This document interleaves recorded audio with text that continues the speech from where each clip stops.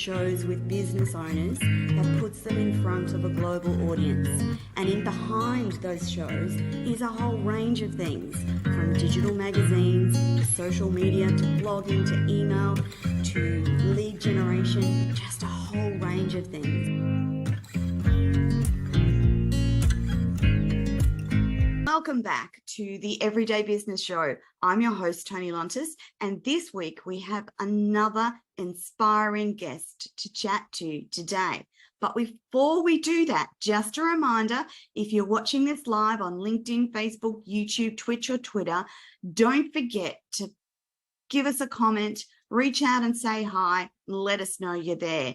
If you miss any of these shows, please jump on to any of our platforms, including Binge Networks USA, Hero Go, the Tony TV channel app, Zondra TV networks, and of course, smart TVs across the globe, including LG, Roku, and Samsung.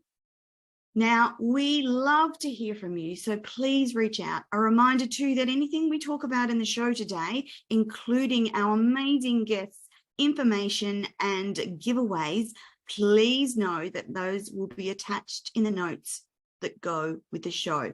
Now, each and every week, we do an important acknowledgement to the special part that our Indigenous communities play in the development of our country's identity.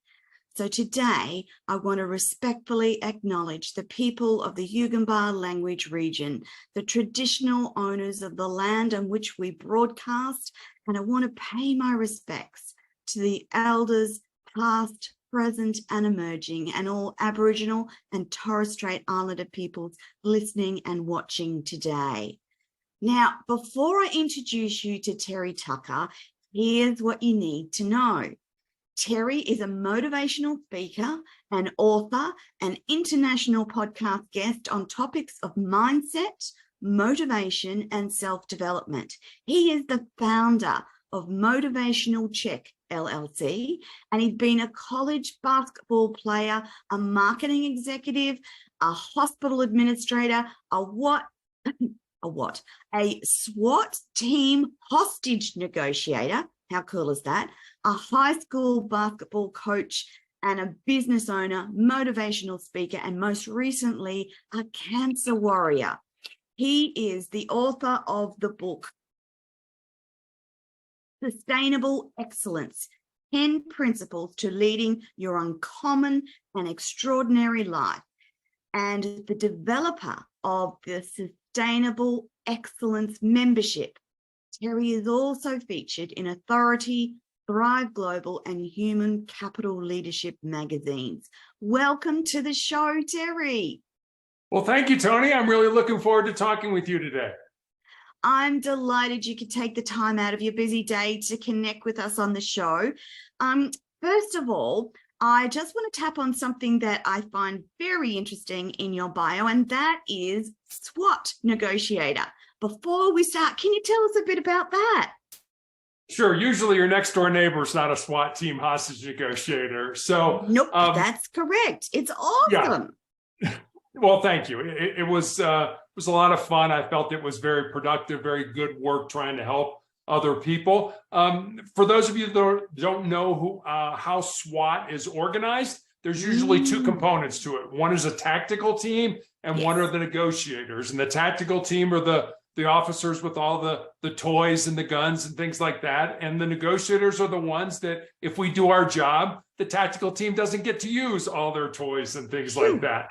So it's very much dealing with people in crisis, people who have made bad decisions, have maybe taken a hostage, maybe barricaded themselves with a weapon. Maybe they're a wanted person that we get a tip on that they're held up in an apartment or a house or something like that. And it's our job to do everything we can to get them and the hostages out safely. So that's really the goal. And there's a lot of psychology behind it. We work with a psychologist, we train with a psychologist, and we do this as a team. It's not an individual kind of thing. And so, our job is to basically go in, try to understand why we're there, try to use open-ended questions to get the person to burn off a lot of their emotional energy, and then get to the point where they're using their rational brain. And it's at that point that we can talk about solutions, coming out, letting the hostages go, and things like that. And about 90% of the time, we were successful in what we did. Great. But about 10% of the time, the person made the choice that they weren't going back to jail or they weren't going back to prison, and they chose to end their life. And while that's always tragic, I don't mean to sound callous about this, but I never lost any sleep over it. Yeah, because it was their decision. I knew I did everything I could to try to get them out safely. Yeah. Terry, thank you for sharing that insight with us. Now, before I get started on the amazing work that you do now, can you take us on a bit of a journey through your life? Sure. So I was born and raised in Chicago, the third largest city here in the United States. You can't tell this from looking at me or from my voice, but I'm 6'8" tall. And as you mentioned, I know I was a college basketball player. I was fortunate enough to go to college on a basketball scholarship. When I graduated from college, I moved home to find a job. I'm really going to date myself now, but this is long before the internet was available to help people find. That's okay. We're a great generation, Terry. Exactly. To find people, to help people find employment. And I was the first person in my family to graduate from college. And so I'm looking for that first job. Fortunately, I found it in the corporate headquarters in the marketing department of Wendy's International, the hamburger chain. Yes, yes. Unfortunately, I lived with my parents for the next 3.5 years as I helped my mother care for my father and my grandmother, who were both dying of different forms. Oh, Terry. That's life. That is life. Yes. That's the way things go. As you mentioned, started out at Wendy's. Then I moved to hospital administration. And then I made that major pivot in my life and became a police officer. And as we talked about, I was a SWAT team hostage negotiator. Okay, so that's how that fits in. Yeah, so that's how that fits in. Once my law enforcement career was over, I started a school security consulting business, coached girls high school basketball, made the brilliant business decision to start a motivational speaking business right as COVID hit. Published a book, in 2020. But for the last 10, actually almost 11 years now, I've been dealing with a rare form of cancer. And then I guess just finally, my wife and I have been married for 30 years. We have one child, a daughter, who's a graduate of the United States Air Force Academy and is an officer in the new branch of the military we have here in the United States, the Space Force. Yes. Wow, that's cool. Very cool. Terry, can I ask a little bit about the cancer for the audience? It's a tough, as the audience knows, I've got a nursing background. This is a tough topic, tough conversation. Are you happy to share a little bit of that with the audience, Terry? Sure, I'd be more than happy to. Back in 2012, I was coaching girls high school basketball, and I had a callus break open on the bottom of my foot. Initially, didn't think much of it because as a coach, you're on your feet a lot. But after a few weeks of it not healing, I went to see a podiatrist, a foot doctor friend of mine, took an x-ray, and he said, Terry, I think you have a little cyst in there and I can cut it out. And he did. And, showed it to me, little gelatin sac with some white fat in it, no dark spots, no blood, nothing that gave either one of us concern. Yeah. But fortunately or unfortunately, he sent it off to pathology. 2 weeks later, I get the call from him. And as I mentioned, he's a friend. And the more difficulty he's having explaining to me what's going on, the more frightened I am becoming, until finally he just laid it out for me. He said, Terry, I've been a doctor for 25 years. I have never seen the form of cancer that you have. You have an incredibly rare form of melanoma. And most people think of melanoma as, too much exposure to the sun and it affects the melanin in our skin. Or the pigment in our skin. He said, this has nothing to do with that, but it is melanoma. It appears on the bottom of the feet or the palms of the hands. And that started my odyssey. At the time, melanoma was a death sentence. So they put me on a drug called interferon, which you may be familiar with. The side effects of the interferon were that it gave me severe flu-like symptoms for 2 to 3 days every week after each injection. And I took those weekly injections for 5 years. So imagine having the flu every week for For 5 years. That's Yeah. not great. And that was not a cure. That was, as my oncologist said, we're trying to kick the can down the road. Yeah. Eventually, the drug became too toxic. I had to stop it. And Yes. almost immediately, the cancer came back in the exact same spot on my foot. That necessitated the amputation of my left foot in 2018, 2 more surgeries in 2019. And then in 2020, an undiagnosed tumor kind of in my ankle area grew large enough that it fractured my tibia, my shin bone. And my only recourse right in the middle of the pandemic was to have my left leg amputated. And I also found out I had tumors in my lungs, which I am still currently being treated for. And Tony, I know that sounds like a really ugly and dark journey, and it certainly has been. But I'll tell you, there's a couple things I've learned. First of all, I don't think you really know yourself until you've been tested by some form of adversity. And secondly, I really believe cancer has made me a better human being. There are those elements when we're faced with adversity that oftentimes make us a better human. Terry, thank you for sharing that journey. I also recognize that the phenomenal leaps in medical science around cancer treatment are just happening at such a rapid rate. And my belief is that the answer to a lot of the cancers that we as humans suffer is out there and will be developed for humanity as we go forward. So thank you for sharing that with us, Terry. I really appreciate it. I'm also thinking about your height at 6'8". So for the audience, I'm 5'2". I'm like a dwarf, and I'm thinking about 6'8" and going, wow, that would have been a scary height as a police officer. I bet they loved you. Yeah. Well, I had a partner who I was in the same academy with, and her dad used to always tell her that when the shooting starts, you hide behind Terry, so so we kind of joke about that even to this day. Yeah. Terry, with all of that knowledge on board, can you describe for the audience what you see as your life purpose? Tony, I really think my life purpose has evolved over the course of my life. I think when I was young, I was so into sports, so into athletics, that I literally ate, drank, and slept basketball. And I really felt at that point in my life, it was my purpose. As I became an adult, my grandfather was a Chicago police officer from 1924 to 1954. And I wanted to follow in his footsteps. But my dad was absolutely not. You're going to go to college. You're going to major in business. You're going to get out, get a great job, get married, have 2.4 kids, live happily ever after. Yeah. But that's what my father wanted. And so when I graduated from college, I had a choice. I could have said, gee, Dad, I know you're dying, but I'm going to go off and blaze my own trail.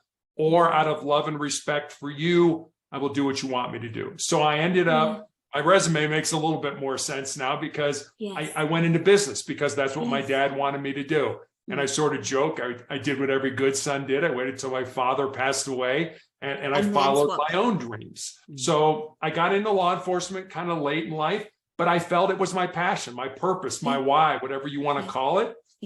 And now, as I'm, in all honesty, probably coming to the end of my life, I really feel now that my purpose is to put as much goodness, positivity, motivation, inspiration, love back into the world as I possibly can with whatever time I have left. So I think my purpose has evolved over the course of my life.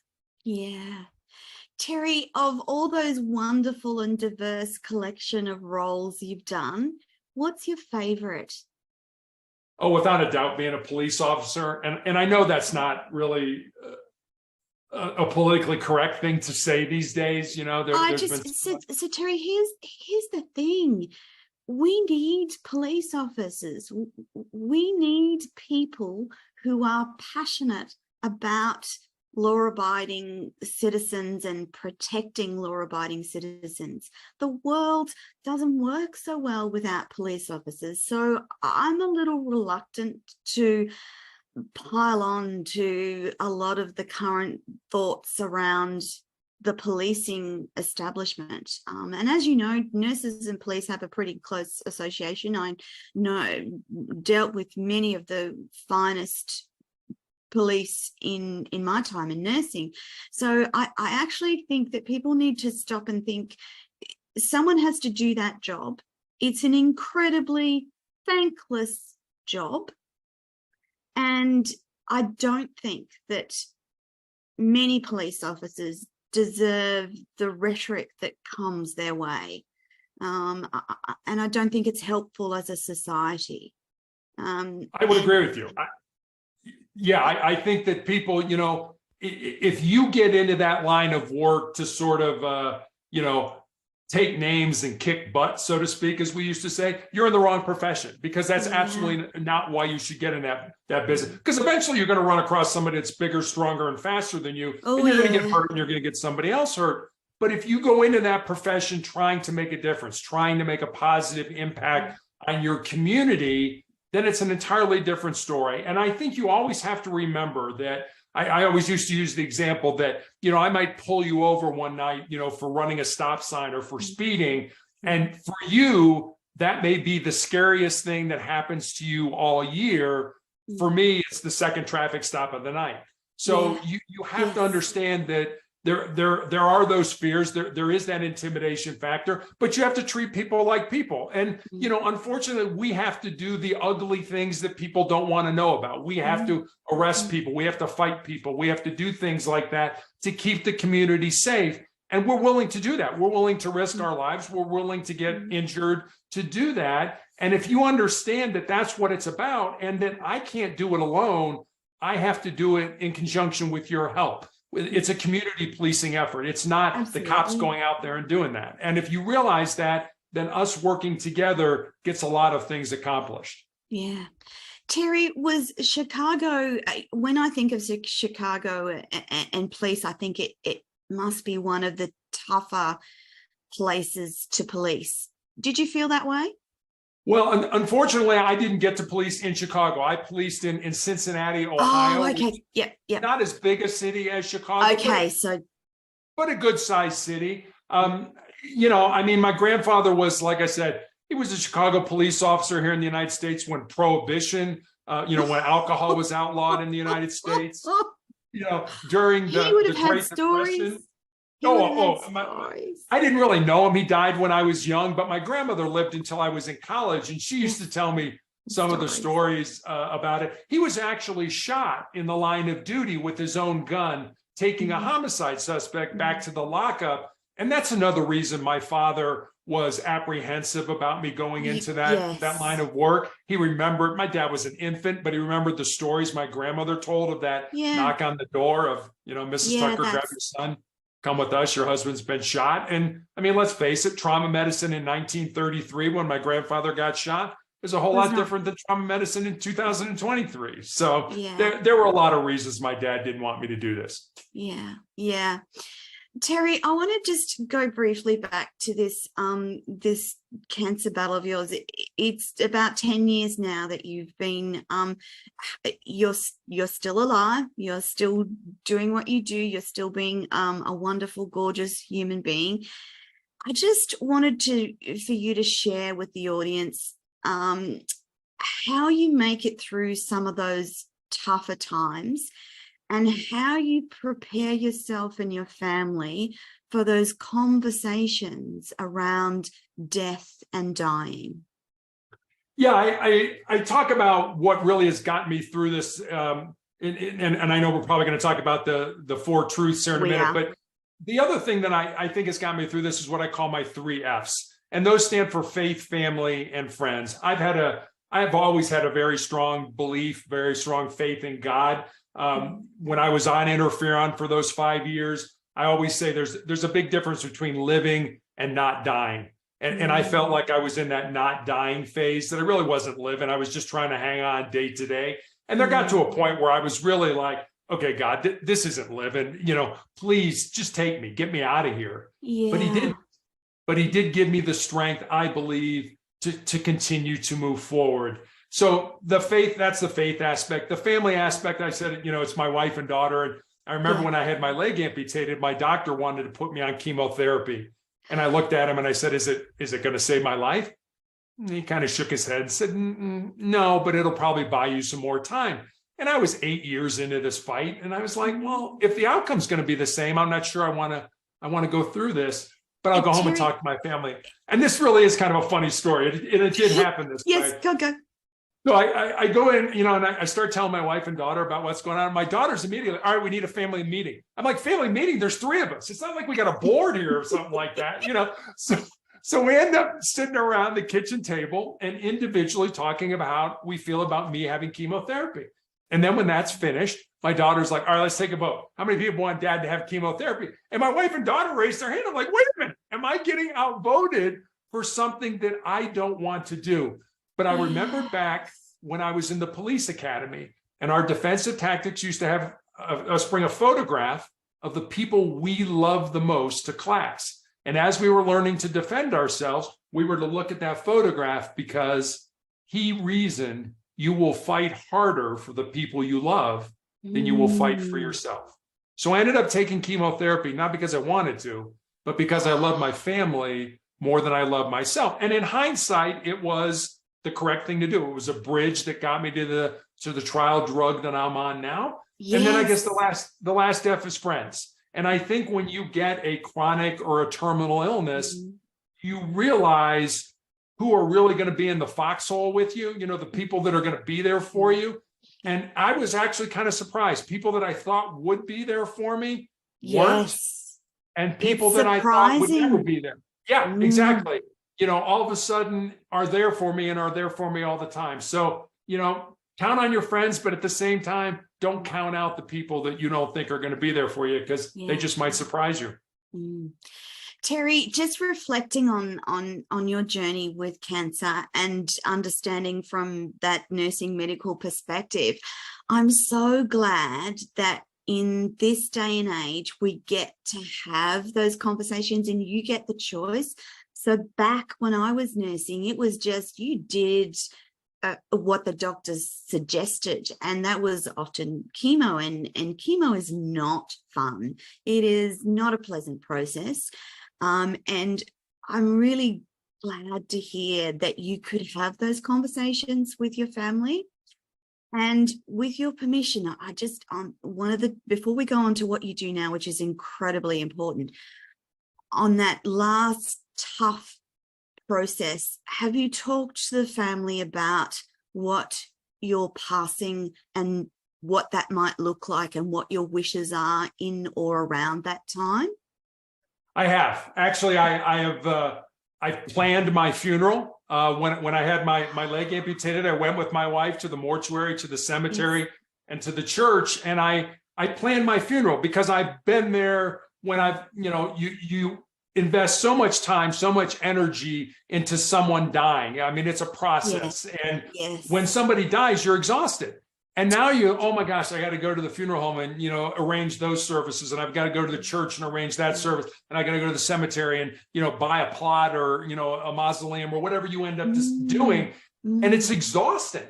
And I just felt that this was an opportunity. This was, I guess, one final gift, if you want to call it that, to give to my family, where when I die, you make one phone call and it's all taken care of, and you can be together as a family and grieve and, whatever, tell funny stories about me, whatever you want to do, when it's over.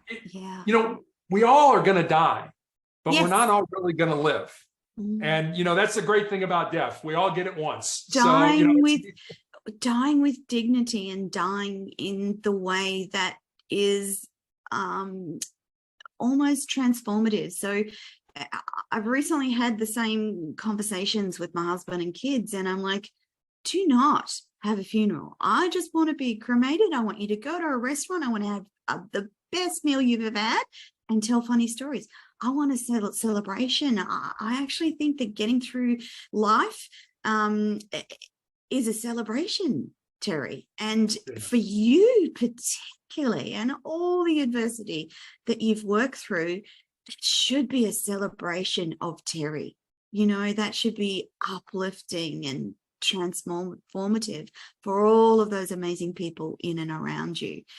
And I'm so glad that you're open to having this conversation, because I know that there will be someone in the audience that is struggling with those concepts. And what you've just said will help them in their day, which actually brings me back to what you do now, which is really powerful. Tell me about Motivational Check and the 4 truths that you come up with. So motivational check is a term. It goes back to my police academy days when our defensive tactics instructor gave us that phrase, motivational check, that if we were just having a tough day, I can't get through this. I mean, we did a lot of physical things in the academy, running, push-ups, things like that. And I mean, let's face it, there are certain days where, hey, I'm feeling great and this is okay. And there are other days when, oh man, it's just a struggle. So he gave us that phrase that we could yell out whenever we felt, I'm having a tough time. And the rest of our class, our academy class, would respond. We were the 84th recruit class in the Cincinnati Police Academy with a loud 84, just to let that person know that, hey, you're not alone. We're all struggling, but we're all going to get through this together. So when I was looking for a title for my company eventually, but I started out as just having a blog, I thought motivational check would be a good title for it. And that's really kind of gotten me to what I call my 4 truths. And I'll give them to you. I have them on a Post-it note here in my office. And I see them every day. So they constantly get reinforced in my mind. The first one is this: you need to control your mind, or your mind is going to control you. The second one is embrace the pain and the difficulty that we all experience in life, and use that pain and difficulty to make you a stronger and more resilient individual. The third one is more of a legacy type of truth, and it's this: what you leave behind is what you weave in the hearts of other people. And then the fourth one I feel is pretty self-explanatory: as long as you don't quit, you can never be defeated. And I call those kind of the bedrock of my soul. They're just a good place to build a quality life off of. Fantastic. Thank you for sharing those. The book, I want to know, what was the catalyst that made you think, oh, I'm going to write a book? And the book is Sustainable Excellence, 10 Principles to Leading Your Uncommon and Extraordinary Life, which you, Terry, are all of those things. But what was why write a book? It's different for everyone. The reasons that people write are different. So I want to know yours, Terry. So the book was really born out of 2 conversations I had. One was with a former player that I had coached in high school. My wife and I live in Colorado now, and she had moved here with her fiance, and the 4 of us had dinner one night. And I remember saying to her after dinner that I was really excited that she was living close and I could watch her find and live her purpose. And she got real quiet for a while, and she looked at me and she said, "Coach, what do you think my purpose is?" I said, "I have no idea what your purpose is, but that's what your life should be about. Finding the reason you were put on the face of this earth, using your unique gifts and talents, and living that reason." So that was one conversation. And then I had a young man in college who reached out to me on social media, and he asked me what I thought were the most important things that he should learn to not just be successful in his job or in business, but to be successful in life. And I didn't want to give him the, get up early, work hard, help others, not that those are important. Those are incredibly important. But I wanted to see if I could go deeper with him. So I spent some time and I was taking notes, and eventually kind of had these 10 thoughts, these 10 ideas, these 10 principles. And then I sent them to him. And then I sort of stepped back and I was like, I got a life story that fits underneath this principle, or I know somebody whose life emulates that principle. So literally during the 3 to 4 month period where I was healing after I had my leg amputated, I sat down at the computer every day and I built stories, and they're real stories about real people underneath each of the principles. And that's how Sustainable Excellence came to be. Wow. Well done. Terry, you've got a special gift for the audience today. Do you want to tell them what that is? Sure. If you go to motivationalcheck.com, which is my blog, and you leave me your email, I will send you a downloadable copy, a free downloadable copy of my book. Wow. What a gift, audience. I'm so glad that I've gotten to speak to you today, Terry. A couple of the next question is going to be a tough one. So, where do you see yourself in 5 years? What's I hope your in vision? heaven. I really do. And that's not. And I knew that would be your answer. And Yeah. I routinely ask this of my interviewees, and I know that would be your answer. And I actually think it's still important to ask. Yeah. It is. It really is. You know, I remember I heard a Native American, you talked about the indigenous people in Australia. These are the indigenous people here in the United States. I heard a saying that they had, and it went like this. When you were born, you cried and the world rejoiced. Live your life in such a way so that when you die, the world cries and you rejoice. That's what I want. That's what I'm looking for. Don't get me wrong. Not looking to hasten my demise in any way. No, I'm gonna qualify this as you're not intending to hasten things, but not at all. But death is not nearly as scary for me because I believe I live the purposes for which I was put on this earth to do. Wow, that's really powerful stuff, Terry. I'm wanting to know if the audience is listening to this interview and they just want to connect with you, what's the best way to do that? Yeah, just reach out to me on my blog, motivationalcheck.com. I put up a thought for the day every day on the blog and with that comes a question about maybe how you could apply the thought into your life. I have recommendations for books. And that's daily, Terry? That's daily? Yeah, daily. I do that 7 days a week. As long as I'm not in a hospital, I will absolutely do it. But yes, I put it up 7 days. Yeah, 7 days a week. And you can also leave me a message there. And if you leave me a message, like I said, I'll send you a copy of my book. Or if you just want to connect, I'd be more than happy to do that as well. Terry, thank you so much for that gift and for being so vulnerable with me in this interview. I really appreciate the fact that you can talk so openly about all the stuff that's gone on. Now, knowing you live in Colorado, one final question. How much snow is there? Today it's sunny and 50 degrees, so not a whole lot. Okay, so I'm an Australian. We don't see very much snow, and I love snow. And so I know Colorado's, pretty famous for its snow. So, and it's beautiful here. Yes, I've heard that it's incredibly beautiful. What a beautiful place to operate from life. Can you tell us what's next? Any more books in that amazing brain of yours? I'm thinking about a second book. Sustainable Excellence is a book about success. Yes. And I think I would like to write another book also about a word that starts with S, and that's significance. Success is what we do for ourselves. We are successful in, business, podcasting, whatever we end up doing. Yeah. Significance is what we do for other people. And I think you can be both. I think you can be successful and significant. I agree. So I guess I haven't started writing. I'm just sort of toying around with, in my brain. I've been toying around for a long time. So if I'm going to do it, I better get off the dime and start doing it. You've had a bit on your plate, Terry. Let's just, you've had a bit on your plate. So that's just a little bit. I just, knowing that you've written this, and the first book is amazing. I thought, I wonder if you're going to write another one. That would be so good because after each book, your perspective shifts and changes a little. And so the second book is a little different and comes from a little bit different perspective. So I just thought maybe you might write another book. That would be a wonderful legacy to leave for the world and also for your family and your daughter.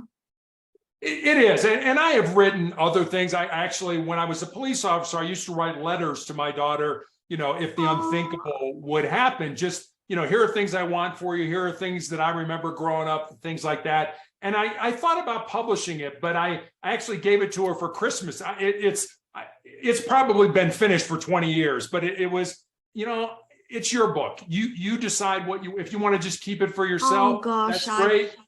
Yeah. If you want to add something to it and publish it, that's up to you, whatever you want to do, but it's hers for now. Yeah, Terry, I was just thinking about the power of inspiring.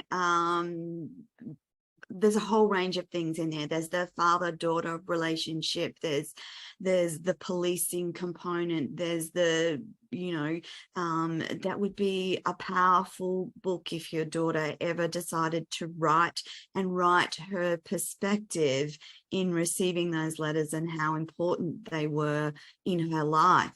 Would be a powerful legacy, but absolutely her choice, and what she wants to do will be her choice.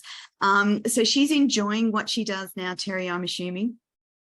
She is. Actually, she got married a year ago. It was one of my big goals in life I have a prosthetic leg, to use my prosthetic leg to walk her down the aisle, which I was able to do, which was an interesting experience because she was so nervous. We had our arms locked and she started to pull me. And I was like, don't pull me, I'll fall down, But it was a great experience. She's married to another individual. He's in the Air Force. He's a pilot. And the two of them live in Florida now. And we are just incredibly proud of both of them and everything that they have accomplished. Oh, that's amazing. That's amazing. I'm just thinking of your prosthetic leg and thinking about the bionics. When we were talking before about the advances in cancer management, there's also huge advances in prosthetics in terms of fingers and feet and legs and arms, and incredible things happening in that space.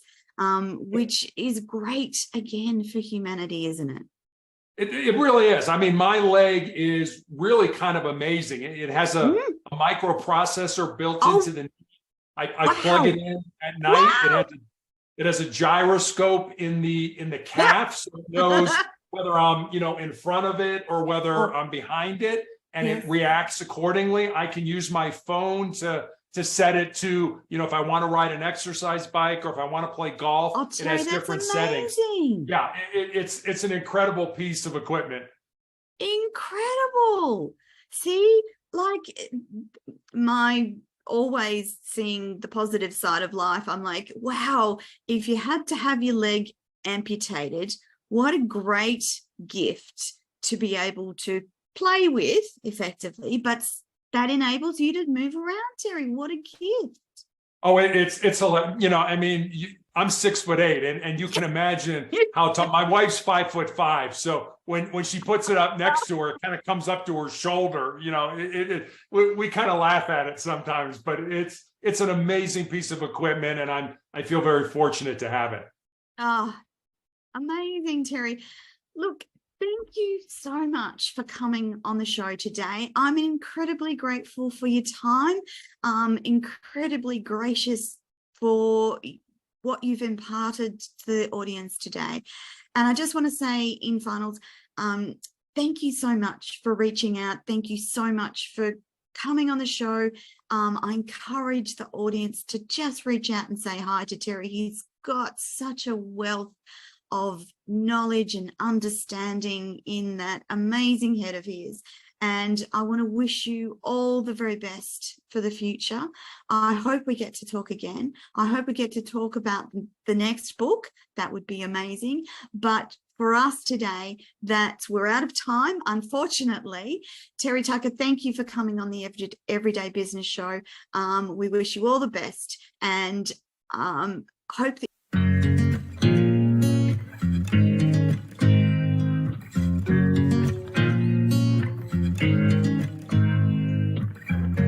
shows with business owners that puts them in front of a global audience.